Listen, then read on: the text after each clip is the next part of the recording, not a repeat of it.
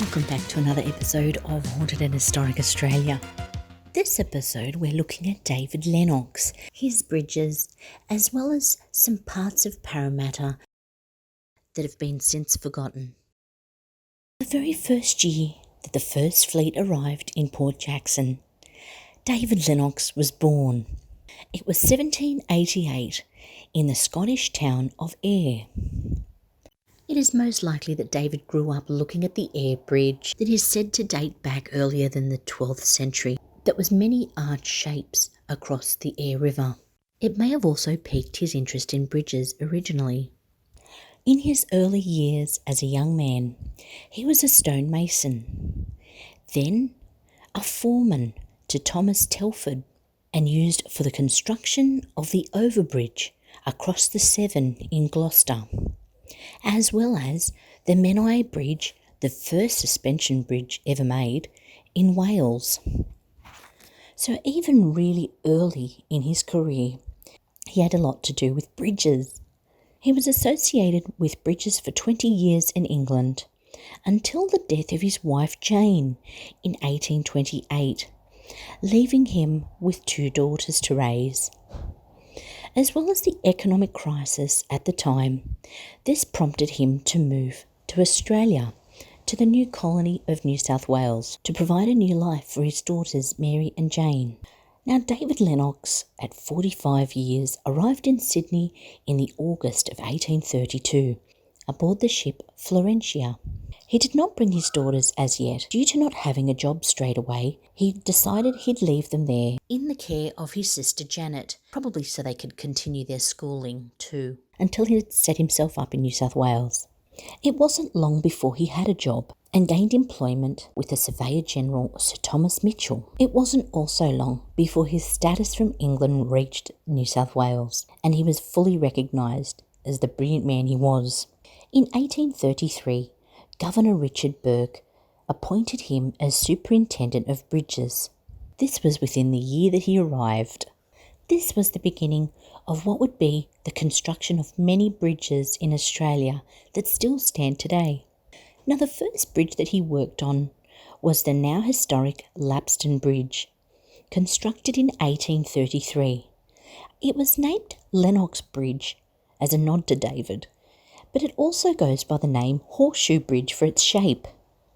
It is the oldest surviving stone arch bridge on the Australian mainland, the very oldest being that of Richmond Bridge in Tassie. Lennox Bridge sits on Mitchell's Pass. It was built by convicts, and at one time there was almost a convict mutiny during its construction.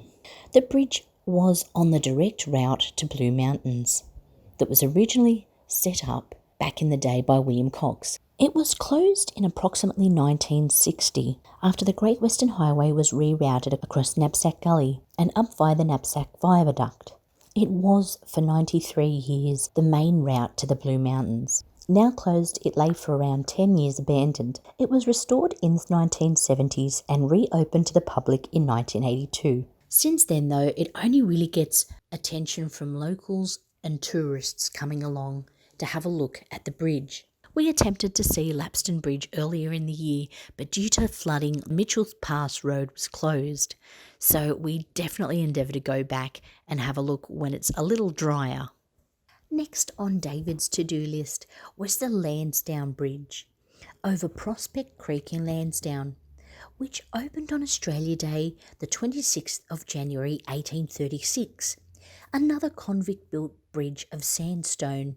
The convicts were not skilled builders, which is a nod to Lennox and his foreman, and most likely some cruel whipping soldiers must have done well to have it knocked out in the 2 years it took.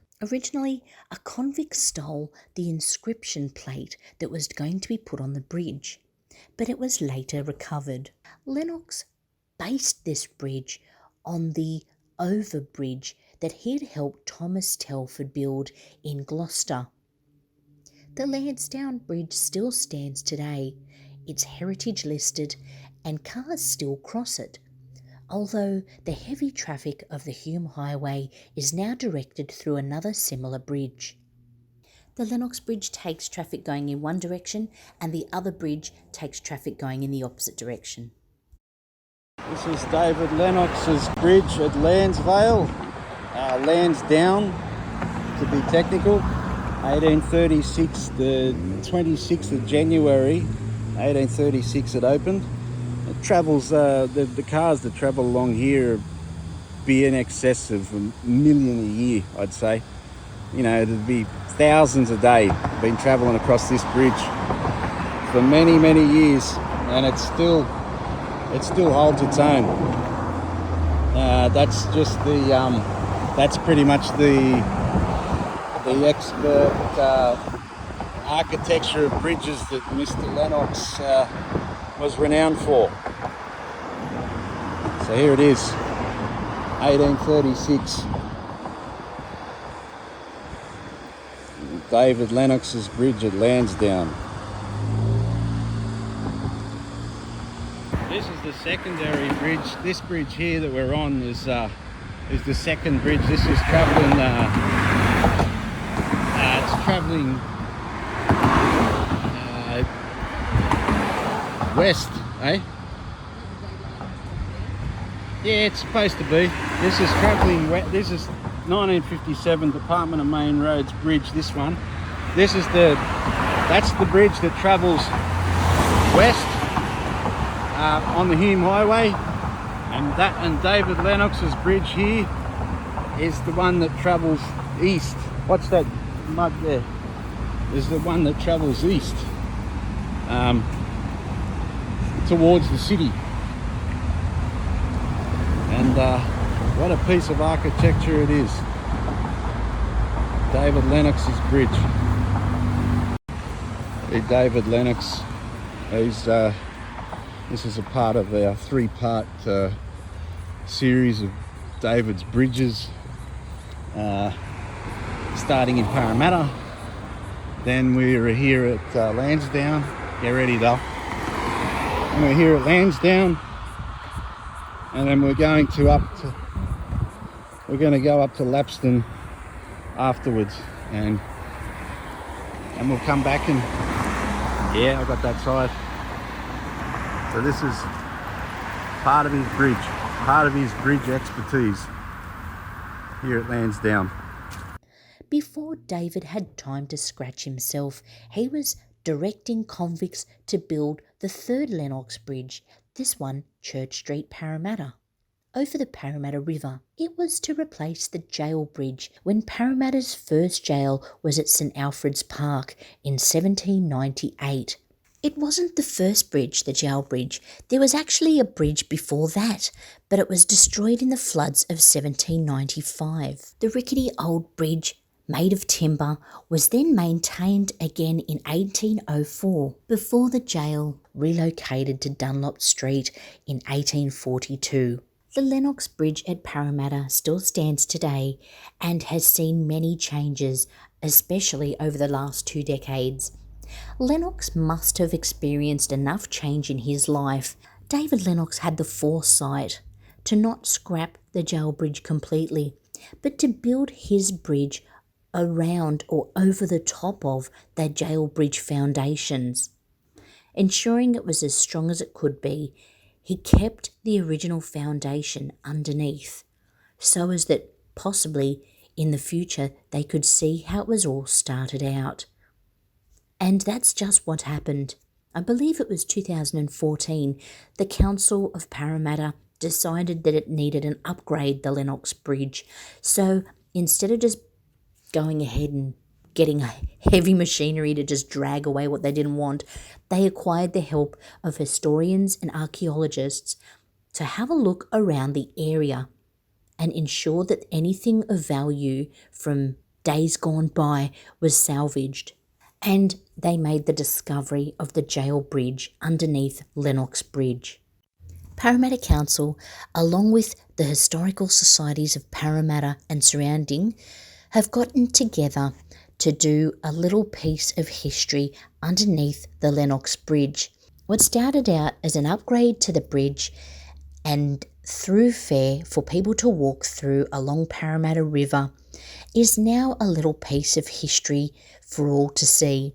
Definitely go down and have a look at the Lennox Bridge at Parramatta and see for yourself the timeline of the bridge and information about the convicts that were used in building it, and since then any of the updates to the bridge, and also you can see for yourself bits of the jail bridge behind the glass, the original bridge that was there before Lennox's Bridge, and other people who have contributed to the Parramatta area, and it's a lovely walk as well along the river. Definitely something to go and check out for yourselves. It was like being on an archaeological dig, seeing through the perspex all the little bits. It was kind of like watching an ant farm from the outside of the glass, but it's definitely quite interesting and worth a look. Just be careful also, because we notice there's a lot of bike riders that come through that little path area, and they often come through quite fast. So if you're going to go down and you have small kids with you, definitely be mindful of this. Nobody wants to end the day with a trip to the hospital. Now, Lennox did design other bridges, such as Parramatta Bridges and one in Granville. However, these ones don't stand anymore. One was destroyed by floods and others have been replaced since. The remains of the Bentley Bridge in Rushcutters Bay can still be viewed. It is also believed that the Taurang convict stockade, located on the Old Hume Highway of Taurang near Goulburn, was also associated with David Lennox, as the Taurang Bridge looks very much like his style of building. Also built by convicts, and from 1833 to 1843, around the time that Lennox was building these bridges. And he may have also been instructed, as this was also part of Thomas Mitchell's Great South Road, building the bridge over Taurang Creek. So he may have been, as he was appointed Superintendent of Bridges in 1833, it's a good possibility that he had something to do with the construction of this bridge. We're going to go and check that out very soon. Lennox's work wasn't just on bridges. He was asked to work on a replacement for the landing place, or King's Wharf, the original wharf that was used between Sydney and Parramatta when the colony first arrived. This was just east of the Gasworks Bridge, but this bridge would be named the Queen's Bridge, and he was asked to commence work on it in 1834. This was finished in 1835 and was the major wharf for all the water transport between Sydney and Parramatta for the next few years, decades, century. There is now another wharf closer to Parramatta that is used for the Parramatta Jet Cat, and this wharf that Lennox built has since been removed, but there is the Queen's Wharf Reserve in its place in memory. The HMAS Parramatta Memorial is around the spot where Lennox's wharf was. David Lennox, still sticking to that water theme, he also had a weir constructed in Liverpool. Constructed by convict labour in 1836, it was designed to stop fish from getting through, so as it was a quick way to get fish in the early days. It was used until 1997, until a fishway was constructed. In 1837, David's sister Janet, her husband James Dalziel, and children, along with his daughters Mary and Jane, migrated to Australia to join him. Both daughters are shortly married afterwards, but we lose Mary, the oldest daughter, in 1841. David Lennox did many things, and in 1844 he was actually appointed the Port Phillip District Superintendent of Bridges, which was basically for Melbourne. They'd seen what work he could do in Sydney and decided that Melbourne needed a bit of his touch as well. So down he went to Melbourne and spent a few years designing bridges down there, including the first Prince's Bridge over the Yarra River. It was completed in 1850, but replaced in 1888 by a second bridge, and it's been upgraded again as to what you see today. He retired in 1853 from the public service and came back to Parramatta. After he retired, he decided he wanted to build his and design his own house, and this ended up being Campbell Street, Parramatta. In 1843, he also built a house in Hartley, or Little Hartley, for his sister and her family. They were identical cottages. Now, construction of his house, Lennox House in Parramatta, was completed in 1855. It also had some little workshops that he could tinker in his older age. But his younger daughter Jane, although married a widow, ended up moving in with him in his last years. The Lennox House still stands in Campbell Street and it is used as an office. Just another example of Lennox's work that still stands today. David Lennox passed away at the age of 85 on the 12th of November 1873.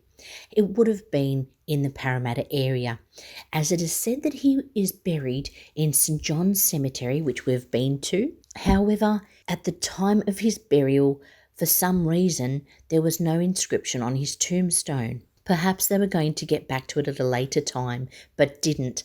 So unfortunately, in St John's Cemetery, it is not known whereabouts his grave lies.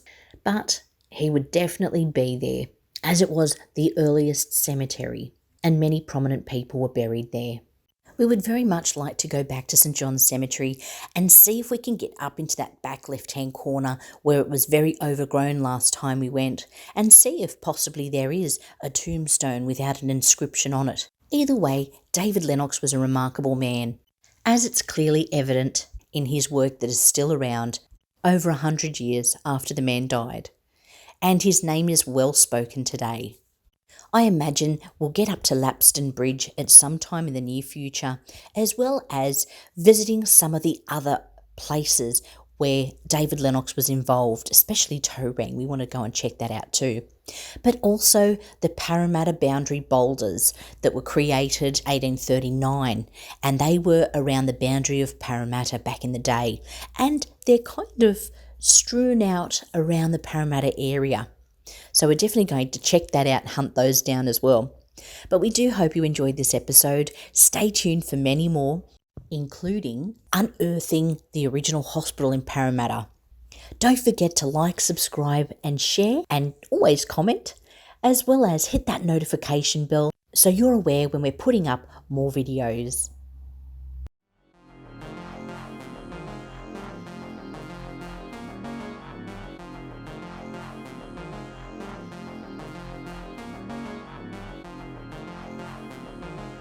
Aussie made.